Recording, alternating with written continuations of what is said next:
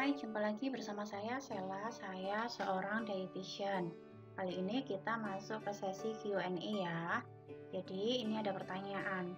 Apakah benar jika orang yang punya penyakit asam urat tidak boleh makan tahu tempe? Nah, kita cek faktanya.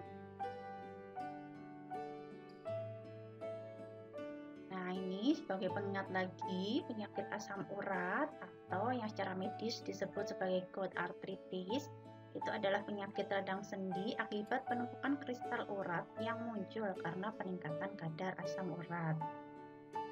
Dan seperti di video kemarin, kita udah bahas bahan makanan apa aja sih yang harus dihindari, jadi nggak boleh.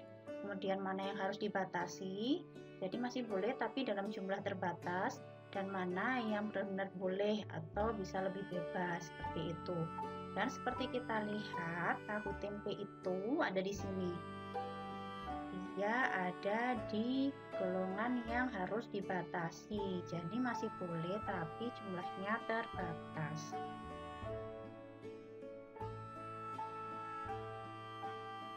Nah, ini dia si tahu tempe.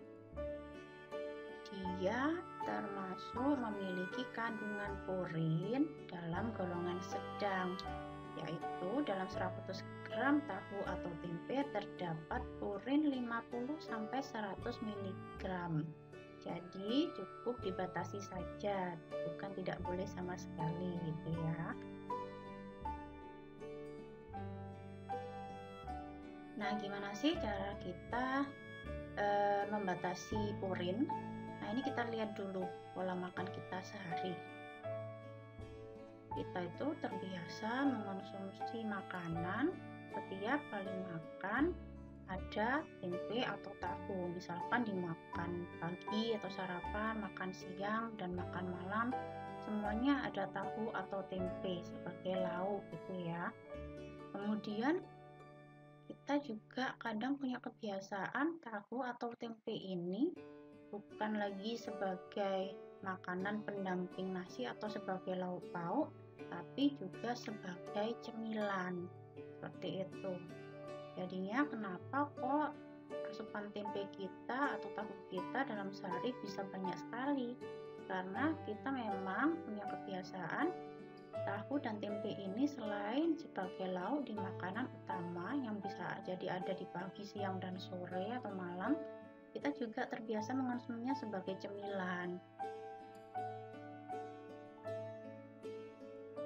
Nah, bagaimana cara membatasinya? Kita batasi tahu atau tempe ini hanya 1 potong dalam 1 hari. Misalkan kita sarapan sudah ada tahu atau tempe 1 potong. Nanti dimakan siang dan makan malam jangan lagi muncul tahu atau tempe, tapi kita ganti yang lain. Dan cemilan kita juga jangan tahu atau tempe, kita ganti cemilan lain yang bukan kacang-kacangan. Nah, ini dia. Kalau nggak ada tahu atau tempe tapi kita merasa lauk kita kurang, kita bisa ganti tahu atau tempe tadi dengan lauk yang bukan kacang-kacangan. Misalkan dari dadar jagung. Dadar jagung ini kan dari jagung, dia termasuk makanan pokok ya, bukan kacang-kacangan ya. Atau perkedel kentang, seperti itu. Jadi selain dari lauk yang bersumber dari kacang-kacangan, misalkan dadar jagung dan perkedel kentang.